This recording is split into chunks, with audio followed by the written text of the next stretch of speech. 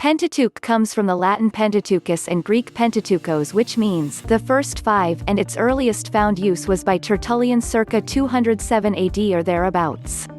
And since the man, a prolific Christian author of the 1st century AD, wrote Latin and Greek most common in his time, he quite obviously used the terms of his spoken languages rather than a term like Torah, which also means the first five, in Hebrew from a language he didn't speak, such as Hebrew, to describe the first five books.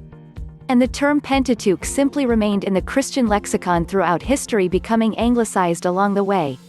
So far from being a deep Christian plot to screw around with proper Jewish Hebrew terminology as seems to be alluded to by some, it seems to simply be a matter of spoken language differences in the 1st century AD. Many more people spoke Latin and Greek than Hebrew. Aramaic and Latin and Greek were the languages of the non-Jewish church. So it stands to reason they used Latin, Greek terminology rather than Hebrew terminology as a matter of course rather than as an anti-Jewish plot. Everything was fine until the 15th century. Then for some reason Christians started to use the term Pentateuch instead of the word Torah or the law. We can speculate at their motivations for doing this, but in a similar way that many modern Bibles translate the Torah as the law, following the tradition of Alexandrian Jews using the Septuagint translations, it does distance the reader from the Jewish, Hebrew origins. I am amazed when I talk to Christians today and they have no idea that the law refers to the first 5 books of Moses. Many think it refers to the laws that Jesus gave. Jeremiah chapter 31 verses 32 to 33 becomes far more palatable for Christians to read as it alludes to a new covenant under Jesus. It will not be like the covenant I made with their ancestors when I took them by the hand. This time I will put my law in their minds and write it on their hearts. Until you realize the new covenant is still using the laws of Moses. It will not be like the covenant I made with their ancestors when I took them by the hand. This time I will put my Torah in their minds and write it on their hearts. In addition, we could also speculate the introduction of the word Pentateuch in the 15th century would have been a convenient way to identify Jews and Jewish writings from Christian in a time when Jewish persecution was commonplace. The first 5 books of the Tanakh or Old Testament were written by Moses. He wrote them sometime after the Exodus in 1446 and his death in 1407 BCE.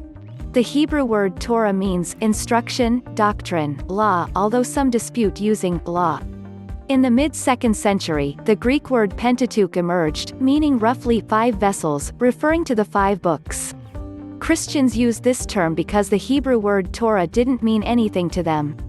At some point, English speakers began referring to these 5 books as the Law of Moses or just the Law. The different terms originated because of different languages. Before Christianity ever existed, there was the Hebrew Bible.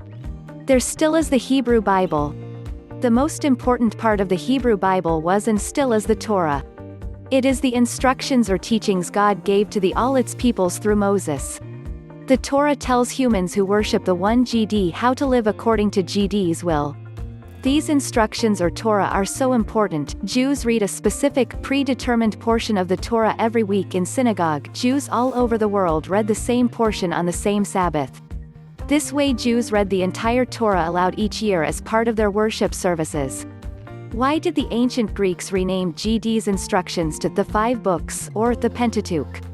Just how very nondescript did they want God's instruction to humans to be? Surely there was an ancient Greek word for instruction or teaching. Why do so many non-Greek speaking Christians still call the Torah the Pentateuch? Not all, my Christian family never does. Maybe it's a Baptist thing. Is it because calling the instructions simply the 5 books makes it easier to ignore God's instructions? Are you sure you spelt that word correctly? I've looked even in the Orthodox Jewish version and cannot find that word. Knowing that the first 5 books of the Old Testament as the Law or the Torah, can you help me help you? Look up the first time the letter J was first used in the English language. You might be surprised on what you find. May the Ruach HaKodesh, Holy Spirit, help you find what you are searching for. For you see the Old Testament as the New Testament concealed and the New Testament as the Old Testament revealed. If we look at Christ's real name, it's Yahusha, and the Father's name is Yahuwah. The only difference is the shish sound. Now look up shish in Hebrew, it looks like 3 nails. John chapter 1 verse 1.